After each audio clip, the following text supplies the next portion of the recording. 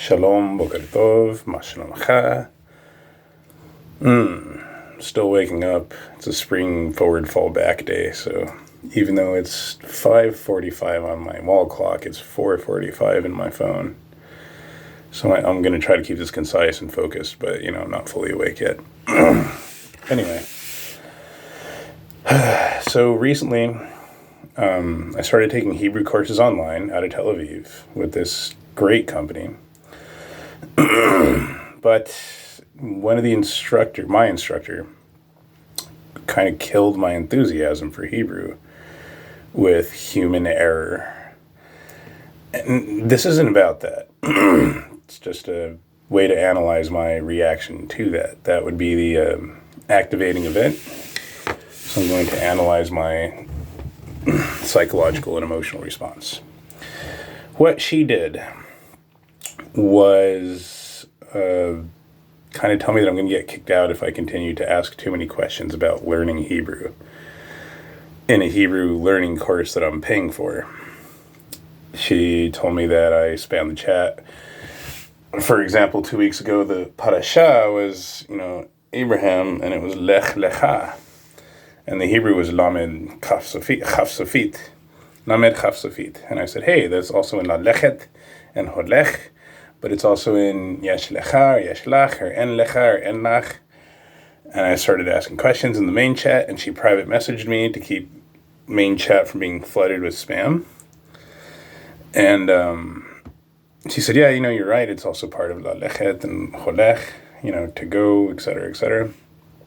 And so when she got me in trouble and held me after class in the Zoom course, she told me that, I'm spamming chat and I was messaging her too much on a Friday night, which is weird because we're in completely different time zones. I'm in North Carolina. She's in Israel. And so I forgot it was even Friday night over there. So it wasn't intentional. Plus, I was responding to her messages that she had sent me. On top of that, that course where she held me after class and told me that I'm also interrupting class with too many questions as well.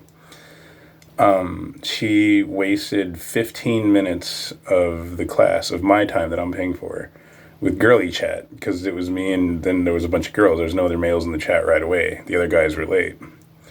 And so they were just, about cakes and birthdays and etc. So this really pissed me off. And I think that's because I'm studying the American Psychological Association, format publication manual and stuff like that. And so this increased workload on my neural capacity is creating a sensitivity, psychological sensitivity with the heightened neural activity. Excuse me. And so I try to be stoic about it. Just let it go, whatever. Keep going, keep learning Hebrew. Don't let, some woman ruin it. But it's difficult because every time I go to the Hebrew gym or the lessons, I automatically experience all this anger and pain and hatred. It's very strange. And when I see her face and when she starts talking, it gets really difficult. Like all of a sudden, I don't even want to learn Hebrew. I don't even care about it anymore. And I'd rather learn the Western stuff in English because that's going to lead to career. Whereas, these courses, they take my money, but they're not going to get me a job or anything. They're not going to get me a job as a Hebrew instructor and stuff like that. And so the way that I'm analyzing it is my mind is automatically going into two different categories: anti-Semitism, because she's Jewish, she's an Israeli, and sexism, because she's a woman. I am thinking, this is a thing women do a lot, is they will hide from accountability behind labels of sexism. Holding women accountable for the messed up things they do is sexist. Just like holding Jews accountable for the messed up things they do is anti-Semitic. But everybody does this. Blacks do this. Holding us accountable for the horrible things we do is racist, right?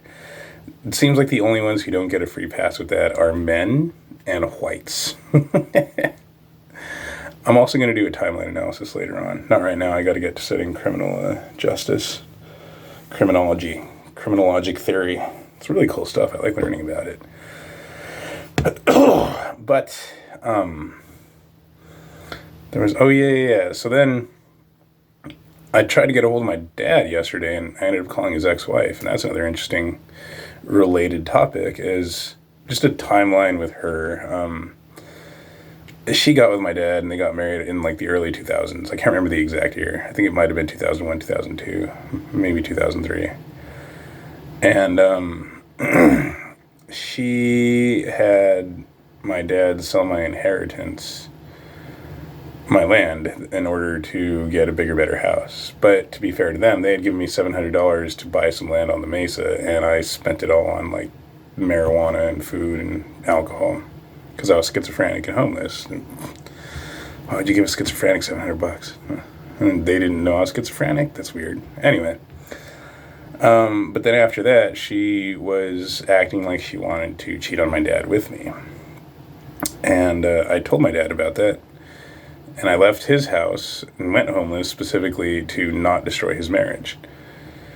And he sided with her. He didn't believe me, whatever. He's like, you shouldn't talk like that. I said, no, I'm telling you, Dad, she really did. And, well, anyway, so 20 years later, they are divorced because she cheated on him. And I'm just like, well, I told you so. But I called her yesterday to get his number because her number came up on the Google.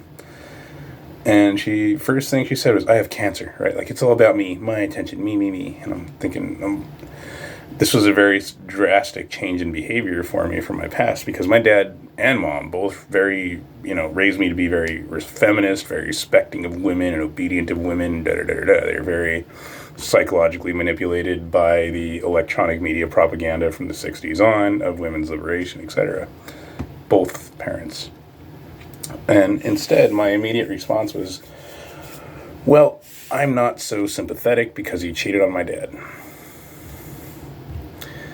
Now, I could have been a lot worse. I could have been much worse in my words, but that was still pretty significant for me. Instead of, oh, I'm so sorry. Oh, that's so sad. Meh.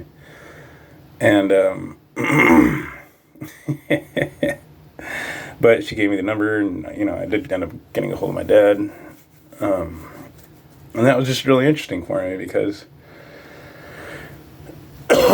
it seems that I am capable of undoing all of the heavy psychological damage and manipulation done by my parents, by social engineering through electronic media and then social media, etc., that I can reverse it. And the way I can reverse it is applying psychology. Learning Hebrew doesn't seem to reverse it. So it's really a struggle for me to choose almost between, a reassessment of priorities, right? Is Hebrew the highest priority in learning Torah and converting to Judaism? Or Western secularist, quasi-scientific thought? And I say quasi because this is a Christian university. So they keep trying to force it to work with the Christian Bible, even though it completely contradicts itself. They just mash it in together. Jesus isn't everything. But yeah, that's what's going to lead to career. So that combined with what a raging B word my instructor was recently makes me not even want to bother. Because, for example, every week I would print out all of the Hebrew words we are learning thus far. Right? Print them out. And then, yeah. And then write them all out. Ugh. And I'm not doing that this week, it appears, because I am so overwhelmed with school, but also with this psychological, emotional response to the crappy thing my instructor did. No, I think I could pull off all three courses right now. I've got Introduction to Research, which is the APA manual and stuff like that, but also Criminal Justice, as well as Hebrew, 3 courses. If it wasn't for what my instructor did, because I don't even want to attend the classes anymore. And And the funny thing, being women, is none of them ever ask how I'm doing or anything like that. It's always all about them. Yeah. So I could just stop attending and they'll create their own reasons that have nothing to do with why I stopped attending. Because they never bothered asking or cared about anyone else but themselves. And another thing, which this is kind of really horrible in some ways, but after the horrible thing she did, or the thing she did to me that pissed me off, I should say. I should phrase it that way, yes.